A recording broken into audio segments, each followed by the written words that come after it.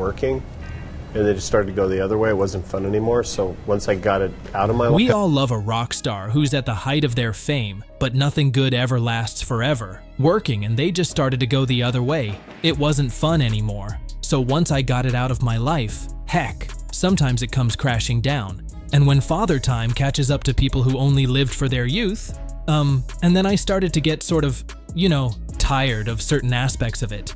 And then I started to get sort of, tired of certain aspects of it. The results can be cruel. Here are 20 rock stars who aged terribly. Starting our list is Axl Rose, the volatile, bandana-clad epitome of rock star danger during the Appetite for Destruction era. With his signature snake dance and those impossible soaring vocals, he looked like a beautiful, barely controlled explosion. But the peak was unsustainable. The descent began with his infamous chronic lateness and the control freak antics that alienated his bandmates, leading to the original Guns N' Roses' bitter implosion. The decade-plus saga of the $14 million Chinese Democracy album became a joke, a symbol of creative paralysis. The biggest shock, however, was his physical transformation. Years of isolation, mental health struggles, and lifestyle changes morphed the lean, aggressive frontman into an almost unrecognizable, bloated figure. His voice strained and his stage presence often grounded. He survived the chaos, but at what cost? Only to become a shadow of his former self. Next, we have Vince Neil, a rock star who burned bright but fast. The sneer-voiced frontman who helped blast Mötley Crüe from Sunset Strip scrappy hopefuls to global hair metal kings. But the fall began with a drunk driving crash in 1984 that killed Hanoi Rock's drummer Razzle. Neil was convicted, fined, and served a short jail term. This was a scandal that never left him. After that came years of headline-grabbing arrests, rehab stints, lawsuits, money payouts, and public apologies that chipped away at his mystique. By the 2000s, his live shows and offstage antics drew more criticism than awe, and repeated cosmetic work and hard-living photos rewrote the rock god image into something more faded and fragile. At number 18, there's Tommy Lee. From stadium drumming in Mötley Crüe's most explosive era, Tommy Lee was a rock icon at his 80s peak. The band's 1989 album Dr. Feelgood hit number 1, and Lee's T-Bone theatrics defined glam metal excess.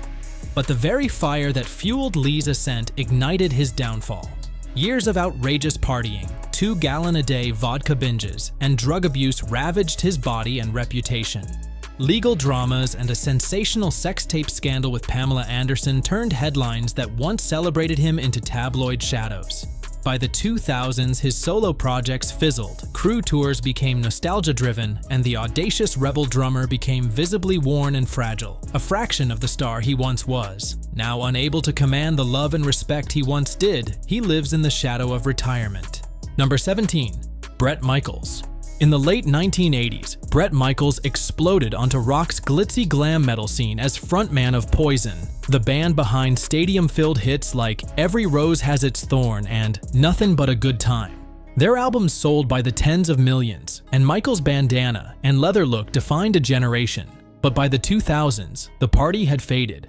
Rock's cultural dominance declined. Internal conflicts and health issues took their toll, and Michaels pivoted into reality TV with shows like Rock of Love, signaling a shift from rock god to pop culture curiosity. Meanwhile, his lifelong battle with type 1 diabetes, crushing back injuries, a near-fatal brain hemorrhage, and stroke all added visible wear.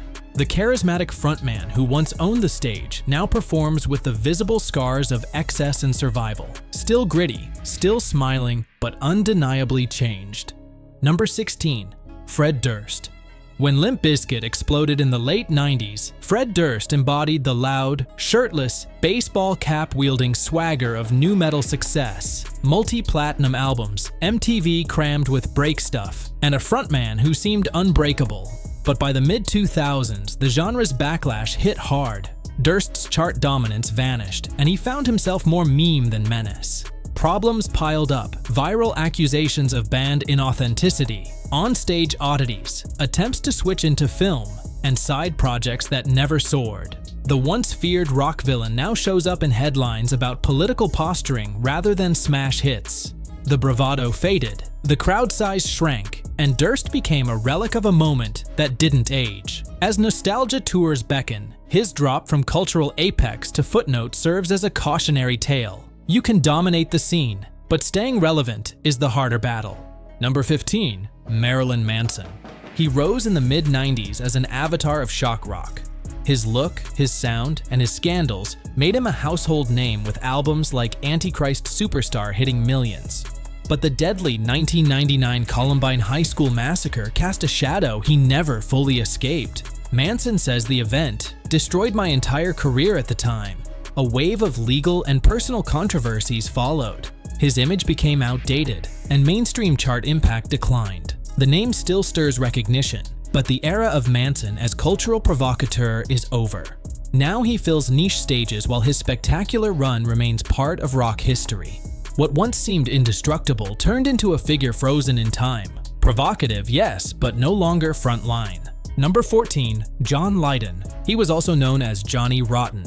He erupted onto the world stage in 1977 with the Sex Pistols, his sneer becoming the punk movement's visual emblem. With songs like God Save the Queen, he helped ignite a generation. But as punk's fire dimmed, Lydon's later work with Public Image Ltd and solo projects never regained the shockwave impact. His politics, media persona, and age hardened into contrarian performance rather than youthful revolt. While still active, his star power has dwindled to cult icon status. The rogue voice of a revolution now contends with legacy tours and nostalgic billing. What once burned with dangerous energy now flickers with respectable but diminished heat. Number 13. David Lee Roth. At the peak of the 1980s, David Lee Roth was the flamboyant, athletic frontman of Van Halen. Shirtless leaps, eyebrow-raising monologues, chart toppers like Jump and Hot for Teacher. But by the early 90s, creative fractures, personnel turnover, and changing tastes chipped away at his dominance.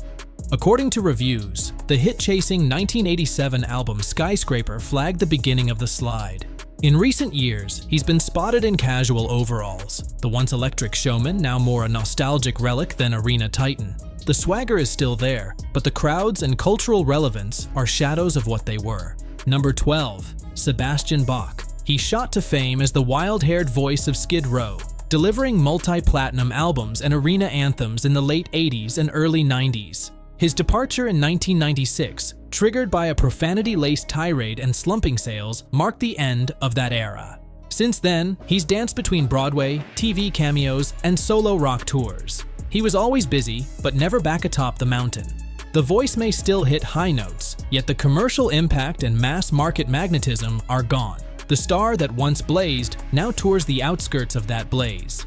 Number 11. Chad Kroeger. The polarizing voice of post-grunge, Chad Kroeger was the epitome of early 2000s rock.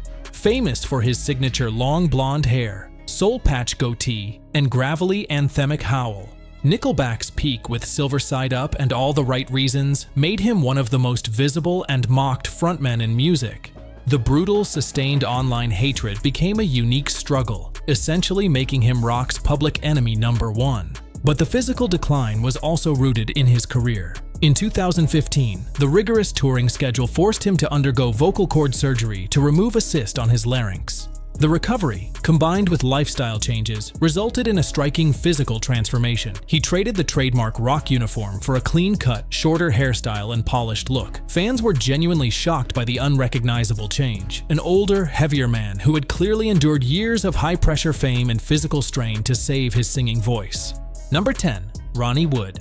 The perpetually grinning guitarist for the Stones, Ronnie Wood was the swaggering art school rebel known for his distinctive shag haircut, lithe frame, and the chaotic charm he brought from the Faces. His peak saw him as the ultimate rock and roll survivor, the youthful yin to Keith Richards' grizzled yang. But the life of a Stone came with a savage price.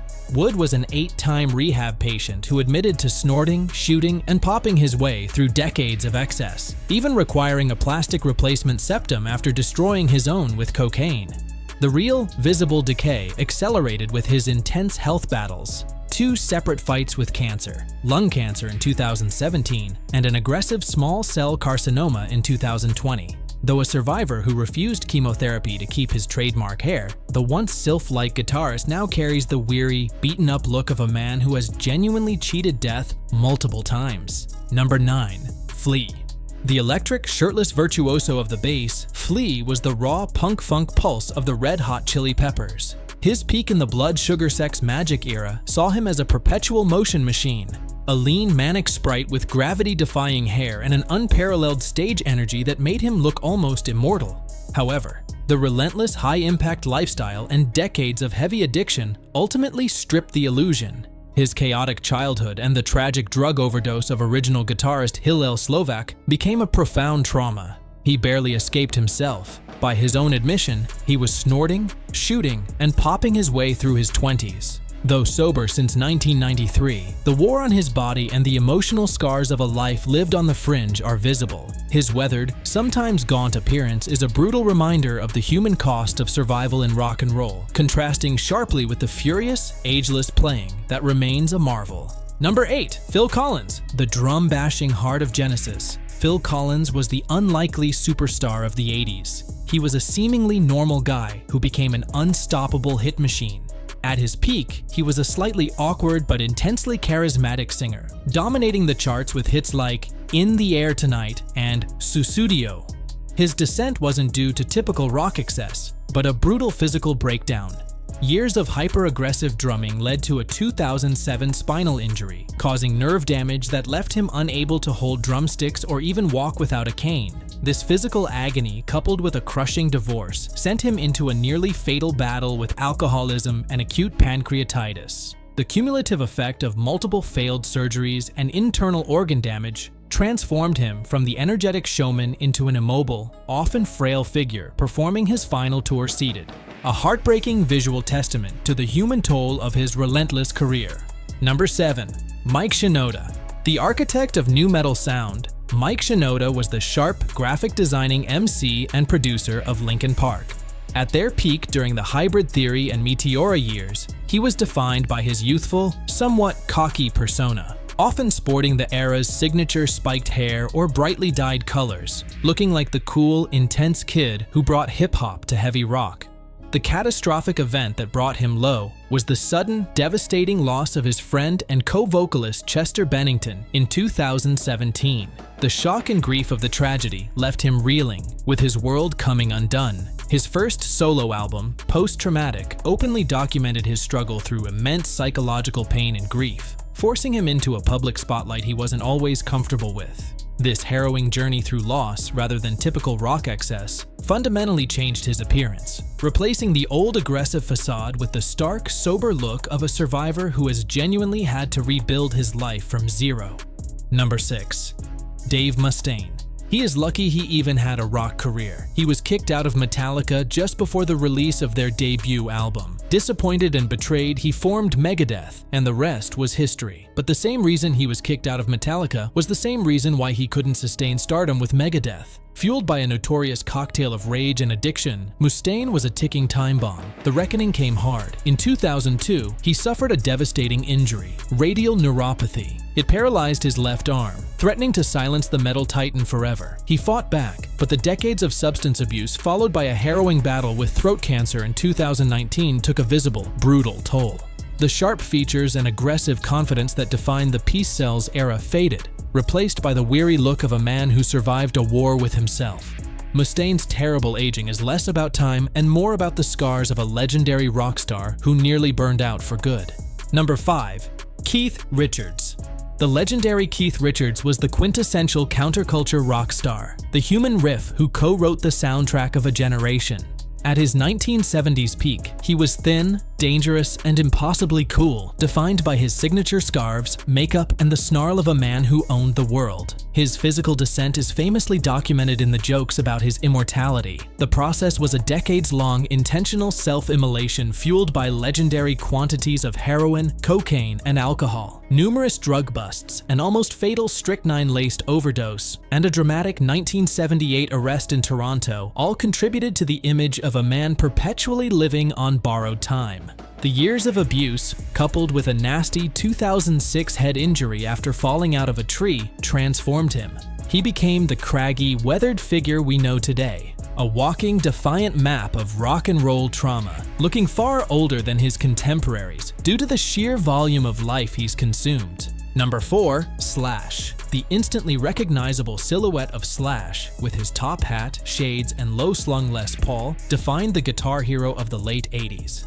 At his peak with Guns N' Roses, he was the lean, quiet, blues rock anti-hero, a living, breathing cool factor seemingly invincible against the surrounding chaos. The Descent was a slow-burn disaster fueled by the quintessential rock excesses. Slash openly battled a severe, life-threatening heroin and alcohol addiction for decades, a struggle that saw him technically die for 8 minutes in the early 90s.